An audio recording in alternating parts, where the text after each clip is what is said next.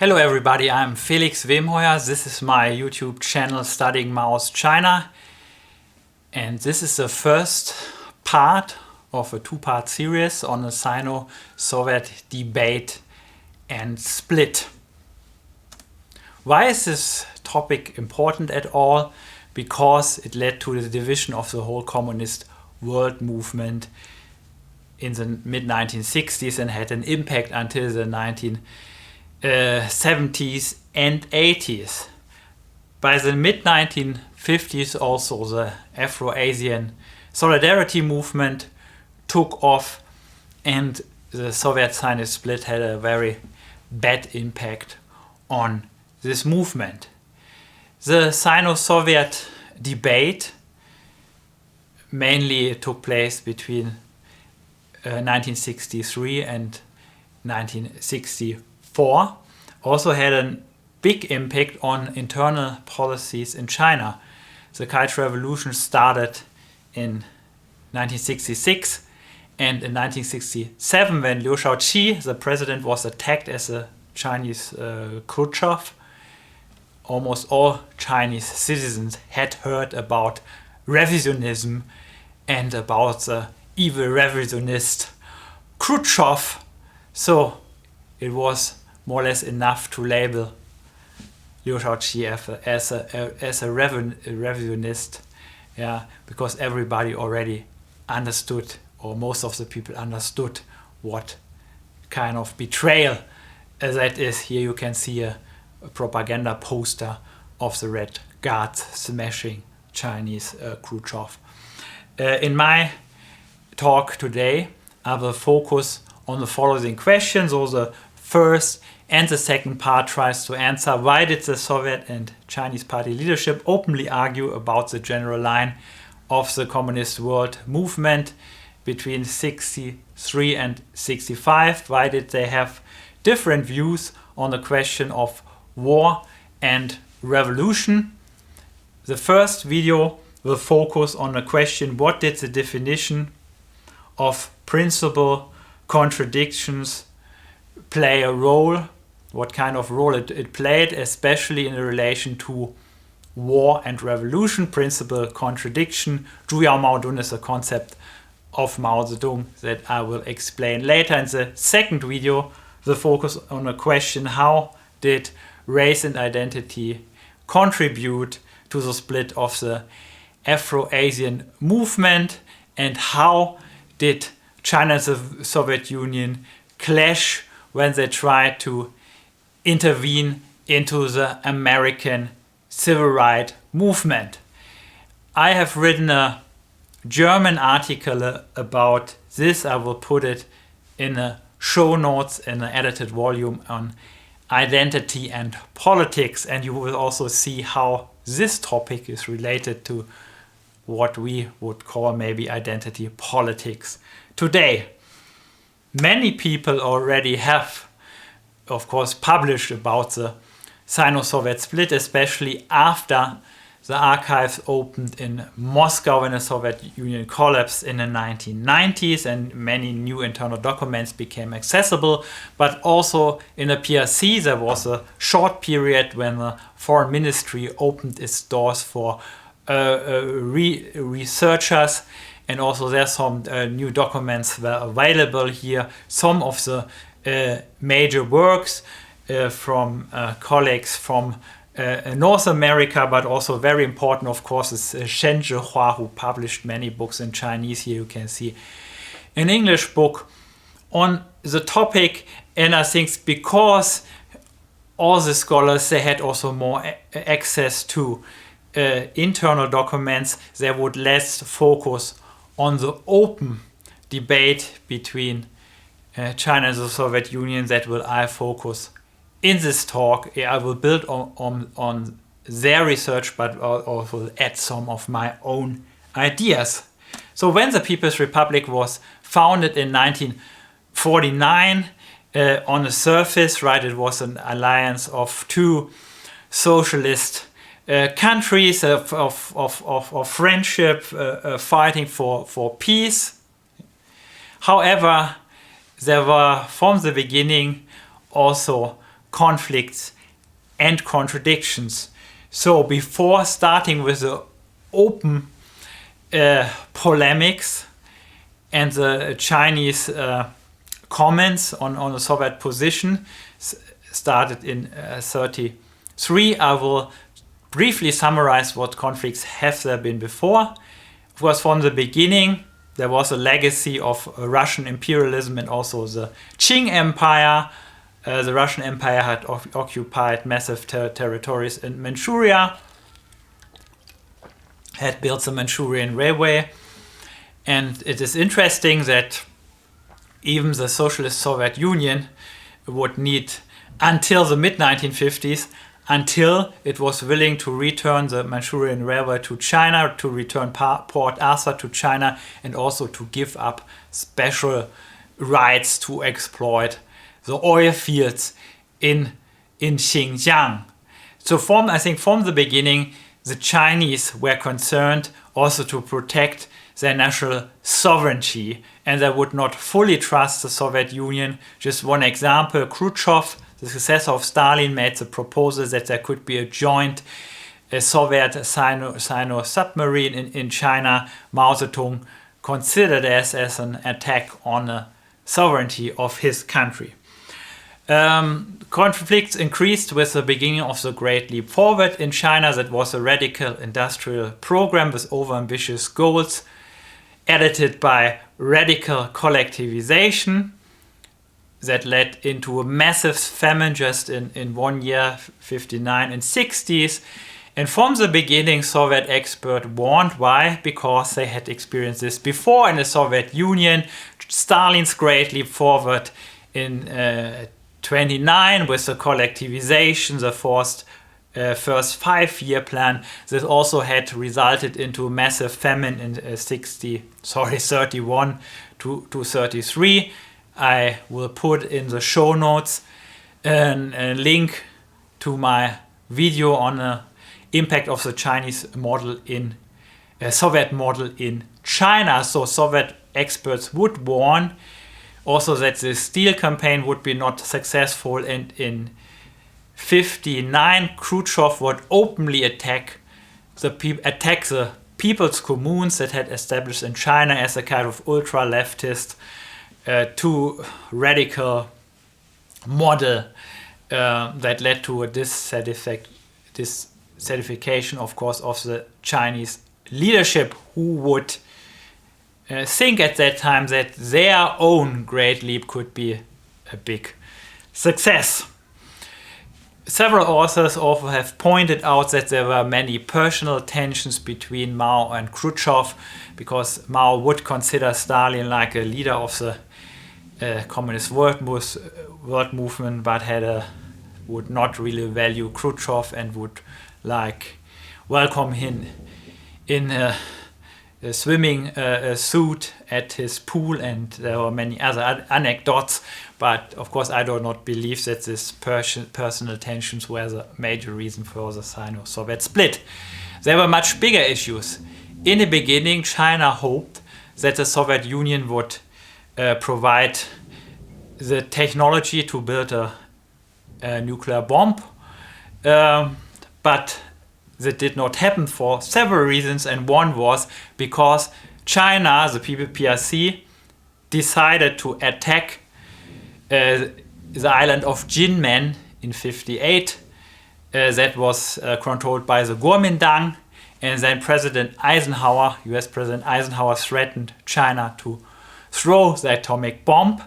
And in his memoirs, you can read that Khrushchev was very angry that China did not inform the Soviet leadership about this step, and now there was a threat of a nuclear war. While Mao was angry because he believed that Taiwan would be an internal issue of China, and the Soviet Union should not interfere.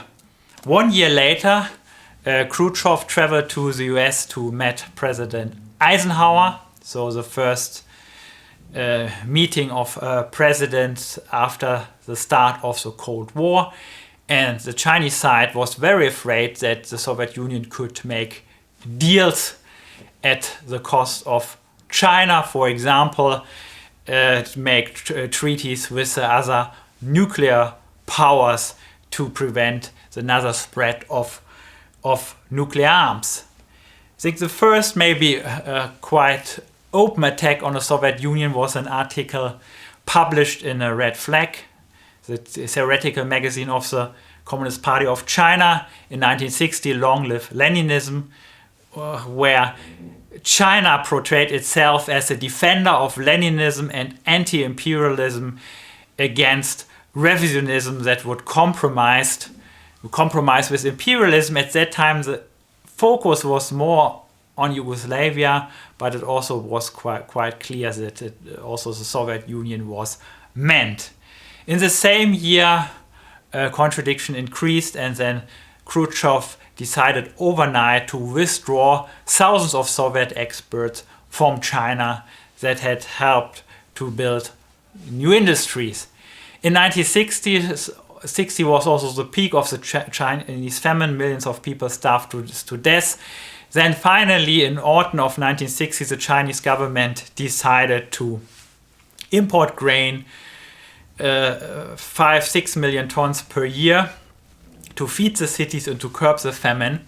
And in the other video I just have mentioned, I made the argument that these imports were very important to stop the famine. Interestingly, they did not want this food from the Soviet Union because they did not want to increase the reliance on the Soviet Union, so they would buy this grain in Australia and Canada, and as a result, the foreign trade of the PRC began to shift from the socialist countries to the capitalist one. And there were other issues around the same time. So India and China went into a border war in 1962, and the Soviet Union had very good relations to India and would take side with India. That made the Chinese government quite angry. And last but not least, there was a competition over influence in the global south between the two countries, and the Sino-Soviet debate is much linked to this issue. I will go into more detail later. So as long as Stalin was alive, the Soviet Union was not so interested in the decolonial movements in the global south, and also the Soviet Union was allied right during World War II with colonial powers such as Great Britain. But when Stalin died and Khrushchev became the new leader after the 20 Parties Congress in 1956, then the Soviet Union tried to reach out to newly independent countries in the global south. And also Khrushchev in person, you can see here, then traveled to Egypt to meet with General Nasser, and also to, for example, to Indonesia here to have a smoke with Suharto. And both leaders of Egypt and of Indonesia would frame their programs of modernization also in socialist terms. They did not come to power to any kind of worker or peasant revolutions. They were also not Marxist-Leninist, but many governments in the global south around that time would use like a socialist framing. China was very isolated. The People's Republic of China, when it was founded, almost only socialist countries recognized the PRC. So also the PRC tried to get diplomatic recognition and new allies, especially in the global south. And a very important event was the Geneva Conference in 1954 that led to the decolonization of the French colony Indochina. And here you can see on the map, Vietnam was divided in a socialist north, capitalist south, and Cambodia and Laos became independent. And at that time, it were more the North Vietnamese leadership who wanted to continue the armed struggle to liberate the South, and China took a more moderate role to solve the issue by negotiation. When we later will talk about the first half of the 1960s, China took a very radical approach to Vietnam. Very important for recognition of the PRC was also the conference in Bantung in Indonesia in 1955, and this was the first big international conference of decolonialized countries, mainly from Asia and also from Africa. It is considered the origin of the non-aligned movement that argued that the arms race between the two superpowers, US and Soviet Union, would like ruin the world, and they called for an end of colonialism and also of racism. And in Africa, at that time there were only a kind of few independent countries. Here you can also see foreign minister then Zhou Enlai.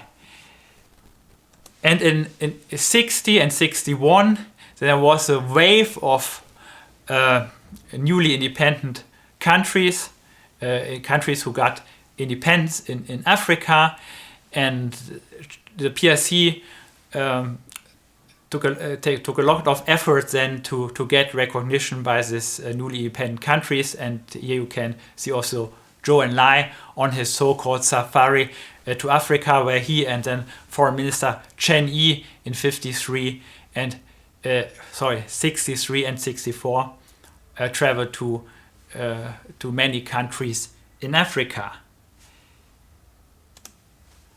Important in this context was also like a competition to gain support among intellectual and political elites in these newly independent countries. And the Soviet Union established the Lumumba University in 1961, named after the Congolese Prime Minister Patrice Lumumba, who was then murdered in a coup. The university still exists today, and for several decades would train mainly students from the Global South in technical disciplines, but also, of course, they try to influence the students in political ways to support the Soviet Union. China also then start to recruit more students from the Global South to study mainly in Beijing, and here you can see Chairman Mao is posting with students from, as it was called around this time, from Asia, Africa, and from Latin America. In the 1960s, as I already had said, many newly independent countries would use like a socialist framing, Arab socialism, African socialism, and so on. Even there was no like mass socialist revolution in Africa, and most of these governments were not real Marxist-Leninist, but they would call themselves socialist. These newly independent countries would search for new allies and trading partners, also to gain economic sovereignty from the former colonial powers. And governments, left and right, many would promote a state-led industrialization. Many countries had 5-year plans, would try to build steel factories, dams. At that time, many wanted to build this big infrastructural projects, and very soon most of these countries became like one-party dictatorships. There were some social transformations. Some countries like Egypt and also tried to impose some land reforms, but they are all less radical, for example, than the Chinese land reform. The approach from the China and the Soviet Union was a little different. So China would promote their concept of self-reliance, said, okay, there can be aid and there can be like common trade, but the countries mainly should develop on their own resources, while the Soviet Union, as an economic like stronger power, would more then focus on economic aid, and the Soviet Union could also provide much more effective and modern weapons compared to the PRC. So this is the historical background to understand the time when the open polemic started. And here you can see how it started. First, the Soviet Union, the Communist Party, the Central Committee sent a letter to China in March of 1963. And then the Chinese leadership responded with a very long letter over 60 pages, a proposal concerning the general line of the international communist world movement in June of 1963. And here you can see it was immediately translated in many languages and spread in the whole world. That had never happened before, that the Soviet leadership was attacked in such a big way and global propaganda campaign. This response to the Soviet Union was written by a so-called anti-revisionist drafting group of the Central Committee of the Communist Party of China. It was headed by Kang Shong, who was more related to the leftist wing of the leadership, and the vice leader was Wu Lengxi. Here you can see his memoirs on this Lun Jan, the polemic warfare with the Soviet Union. And this proposal was only the beginning. This anti-revisionist drafting group also then prepared 9 commentaries on the Soviet letter, the famous Jiuping. So then they're all also read and approved by Mao. These letters and also these comments you can easily find on Marxist.org. I also put the link in the show notes. And here you can see, when you just look at the titles, that in the beginning the tone was more moderate. The attack was then also focused on Yugoslavia, but already then in October of 1963, the Soviet Communist Party and also French Communist Party was attacked as apologists of neo-colonialism. Regarding the peaceful coexistence, there would be kind of diametrical opposing politics, and then the tone is getting harsher and harsher. Then the Soviet leadership are called the greatest splitters of our time, then revisionist, and finally in the 9th comment it's an attack on Khrushchev's phony communism. But now I like to go more into detail. The Soviet letter, the Chinese proposal, and the 9 commentaries, when you read it in a form of like a book, you can find almost in every language, is over 600 pages. So here I will focus on a question of the global strategy and also war and peace.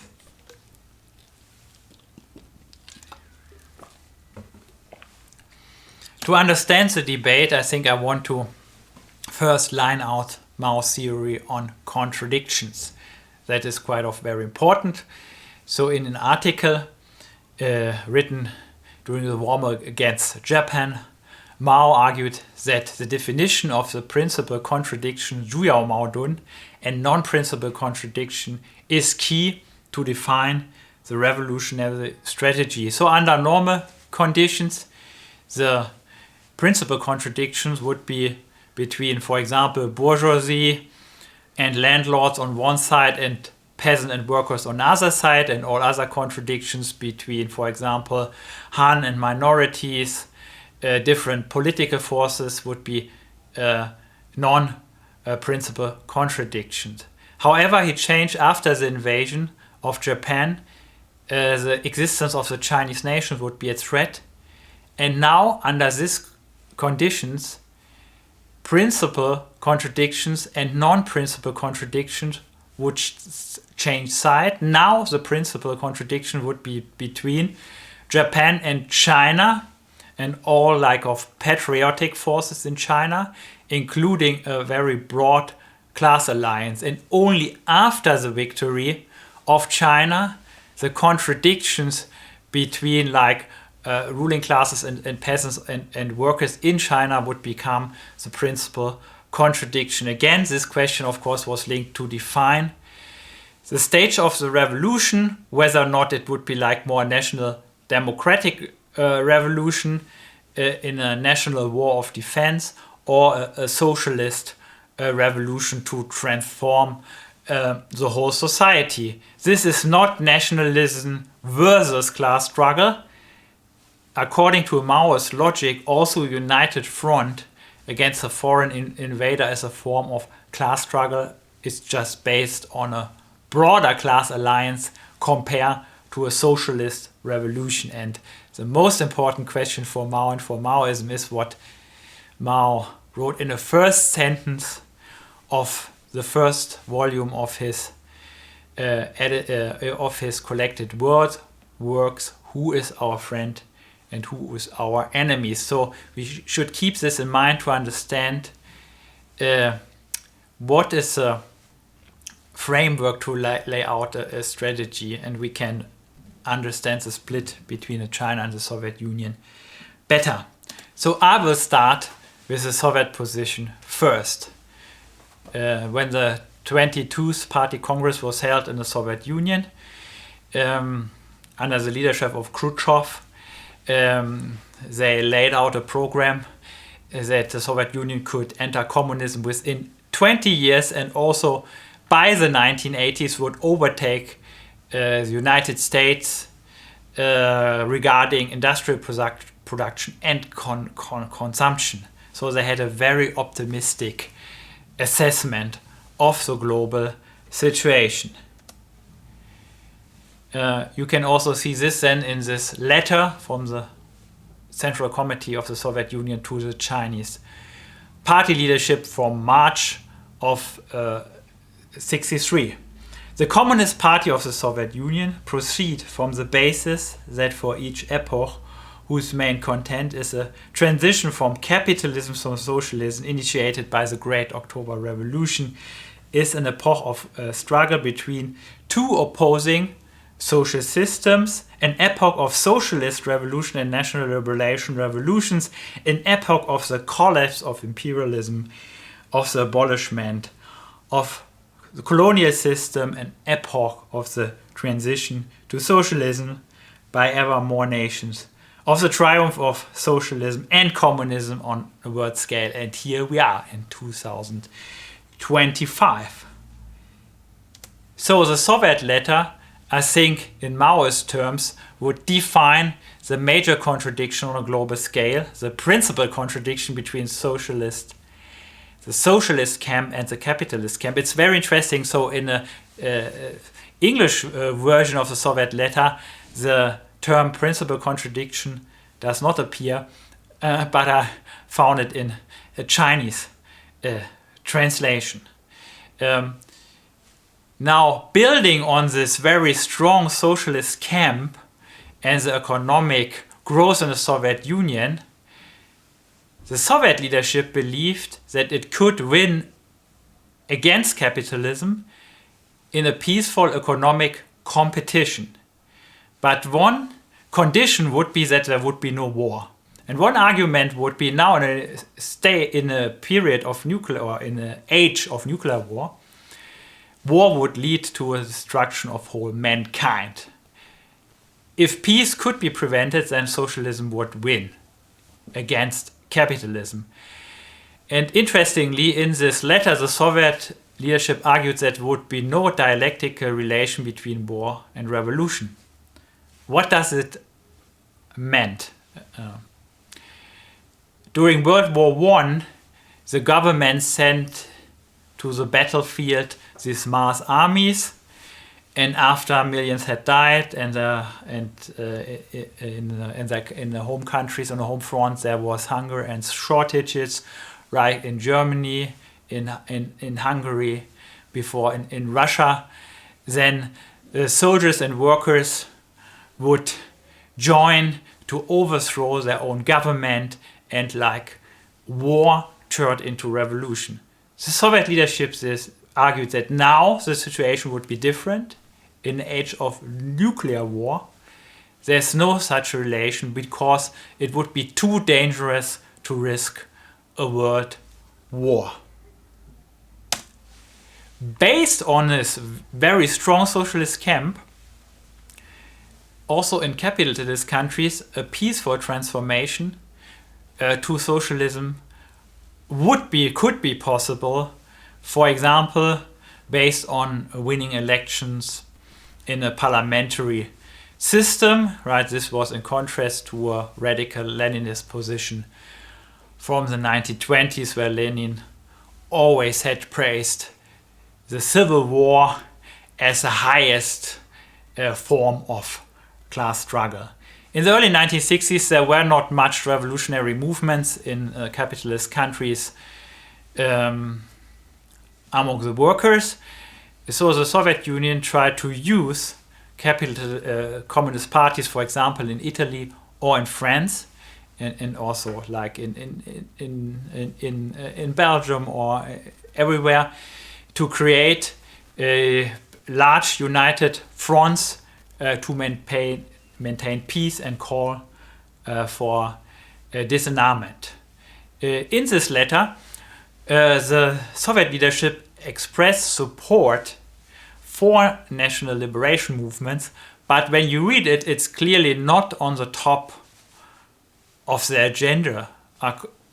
If you want to use Maoist terms, these are like non-principal contradictions between the national liberation movements and the colonies or colonizers, or like their neo-colonial successors. Now I like to talk and summarize the Chinese position. The Soviet assessment of the global situation was very optimistic.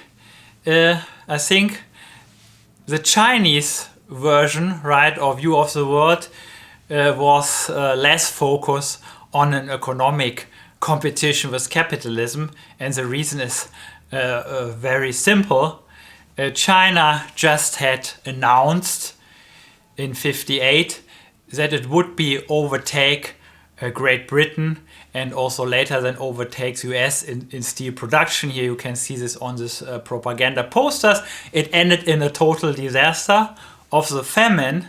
So now in the early 1960s, they would be very careful to talk about any kind of possible victory in economic competition against capitalism. So the Chinese position would focus on revolutionary movements in the global south. So I like to summarize the major ideas in this proposal concerning the general line of the international communist world movement that was a response to the Soviet letter. The Chinese leadership critiqued the Soviet overemphasis on peaceful coexistence. So they would not say we are against peaceful coexistence, but they argued if you are too much concerned with it, it would prevent revolutions. And the Chinese leadership argued we do not want a war against the United States, but in case that imperialism will launch a war against us, we are not afraid to fight this war. There are many quotations of Lenin in this proposal, but also then in the 9 comments.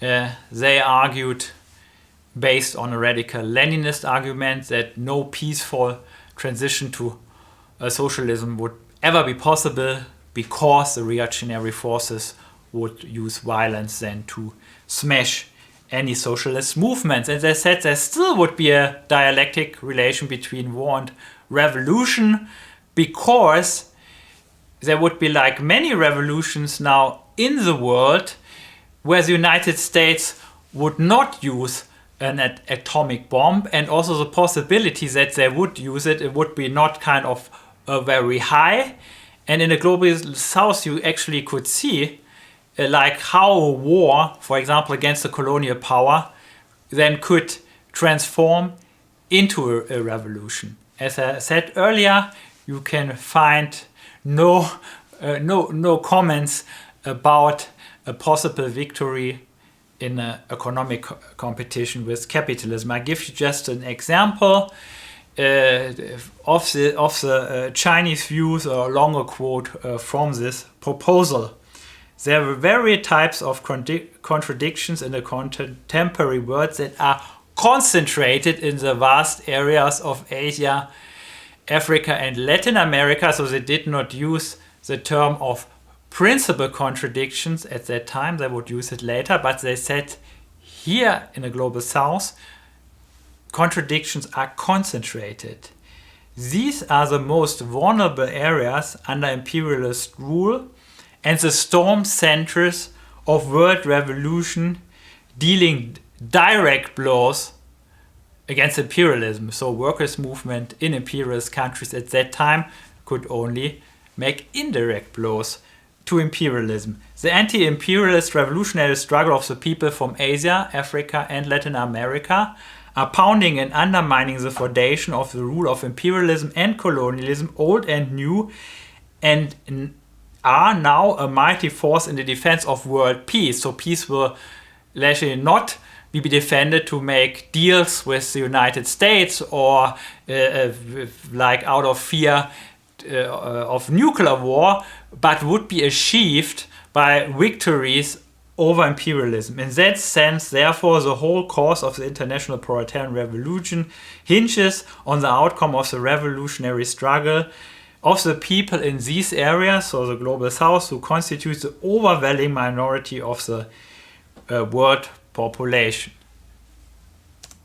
And here you can also see clearly like a direct attack on a Soviet idea of peaceful coexistence. In recent years, certain persons have been spreading the argument that the single spark from a war of national liberation or from a people's war will lead to the world conflagration, destroying the whole mankind. What are the facts contrary to what these persons say? The war of national liberation and revolutionary people's war was that have occurred since World War II have not led to World War. The victory of these revolutionary wars has indirectly weakened the forces of imperialism and greatly strengthened the forces which prevent the imperialists from launching a world war and which defend world peace.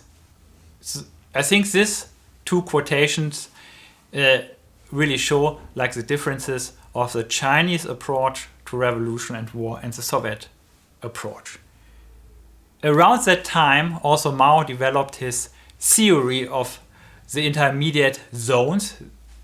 This is not mentioned in this early polemic, but also very soon attacked by the Soviet Union. So Mao made the argument there are zones in the world that are strictly controlled by the two superpowers, but especially in the decolonizing world and in Africa, there would be intermediate zones where these superpowers were not that strong, and China should search for allies in these intermediate zones, for example, in Africa or also in Europe, in case that there are countries who would take like more a distance to the two superpowers.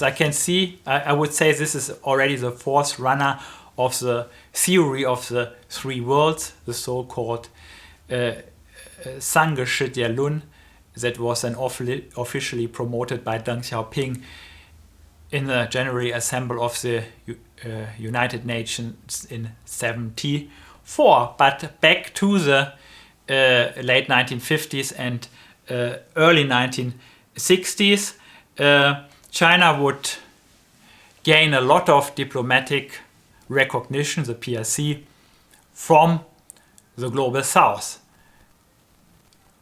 And they were in a very fragile situation because, as I had said, in the early 1950s, most countries all over the world would recognize the Republic of China on Taiwan as a representative of China, which also held the seat in the Security Council of the United Nations. And when you here go through the list, already by the mid-1950s, then countries in North Africa, in Asia, and also Africa building diplomatic relations to the PRC. And in 1960-61, there was a wave of independence in Africa, and you here can see also an increase of diplomatic recognitions of the PRC, mainly in Africa. But here you can see an important example, that is France. The French government under Charles de Gaulle established full diplomatic relations with the PRC in 1964, and de Gaulle made a policy that made France more independent from the US and would position France somehow in between the two superpowers. And it's interesting, I think it somehow also fits then the theory of Mao with the intermediate zones, that now there's in Europe some space with a more independent France that China, the PRC, could link with. The debate with the Soviet Union became then even more radical in 1965. This was not a part of the 9 comments, but I would say that is important to understand the development. So the Minister of Defense, Lin Biao, published a long speech celebrating the anniversary of the victory of the Chinese people against Japan that had taken place 20 years earlier. And in the polemic with the Soviet Union in 1963 and 1964, there were many quotations of Lenin. Now you can see that the Chinese Revolution and Mao Zedong thought is more framed as a universal model how to defeat foreign invaders and to launch a struggle of national liberation. And here in this speech, Lin used the concept of principal contradiction to argue that now it would be between US imperialism and revolutionary people of Asia, Africa, and Latin America. I think this could include newly independent states and their governments, but also revolutionary movement. And Mao had developed the strategy in China to encircle the cities from the countryside, and then to build a guerrilla army in revolutionary base areas, and in a later stage of the People's War, then to transfer this guerrilla army into a huge people's army. And actually Lin Biao argued that this could be used by all countries and movements in the global south. And he even said that there could be like a global strategy of encircling the cities from the countryside. I will give you some quotes here. The contradiction between the revolutionary people of Asia, Africa, and Latin America and the imperialists headed by the United States is a principal contradiction in the contemporary world. The development of this contradiction is promoting the struggle of the people of the whole world against US imperialism and as lackeys. Here's the idea of world cities and world villages, taking the entire globe. If North America and Western Europe can be called the cities of the world, then Asia, Africa, Latin America constitute the rural areas of the world. Since World War II, the proletarian revolutionary movements has various reasons been temporarily held back in the North America and Western European capitalist countries, right? That maybe would change in Italy and France in 68, 69, but in 65 it seems that would be like no important revolutionary movements in the centers of capitalism, while the people's revolutionary movements in Asia, Africa, Latin America has growing vigorously. In this sense, the contemporary world revolution also presents a picture of the encirclement of cities by the rural areas. In the article, Lin Biao also said the atomic bomb is dangerous, but one should not be too afraid of this, and the People's War would be like a more effective weapon. And if imperialism would continue, also many people would die, so one should be not afraid of making sacrifices. I think the speech was closely linked to the development in Vietnam, where the US became directly involved, and the Chinese government took a more radical line to call for long live the People's War until the liberation of whole Vietnam, instead of trying to negotiate with or to mediate in negotiations between the North and the South. I think that the whole strategy laid out by Lin Biao did not say that immediately now socialist revolution and transformation would start, but the present task would be to create large united fronts for national democratic revolutions, also including anti-feudal revolutions in backward countries against US imperialism and their puppets. And you can clearly here there's a shift from references to Lenin to references to Mao, and to present his thoughts as a universal model. Here you can see also propaganda poster. Yeah, mainly it's also more for a Chinese audience because it's in Chinese. The whole situation at that time led to a militarization of the Chinese society. So the Chinese government was afraid of another border war with India. The situation or the relation to the Soviet Union got worse and worse. So there was a threat at northern border, and the US would directly interfere with troops into the war of Vietnam. In 1963, also Mao and the government decided to build a kind of infrastructure for a third front in the west of China in case that US imperialism or Soviet Union would invade China. They could launch a guerrilla warfare from the western periphery. So there's this great book about it. I also have an interview with this professor. I will put it in the show notes. Around that time, also the propaganda would emphasize the traditions of guerrilla warfare. In China, the Chinese generals would then wear more kind of Chinese style uniforms again. And there were several campaigns. One campaign was that the whole country should learn from the PLA, and other campaigns to learn from model soldiers such as Lei Feng. And finally, on the 6th of October 1964, China could test its own nuclear bomb, and then was a nuclear power. And of course, this also had an impact on the relations with the Soviet Union and other countries. So the first video, I will stop here, and you hope you will be interested to watch the second video that will be focused on the Chinese-Soviet debate in relation to the question of race and the Afro-Asian solidarity movement. So thanks a lot for your attention.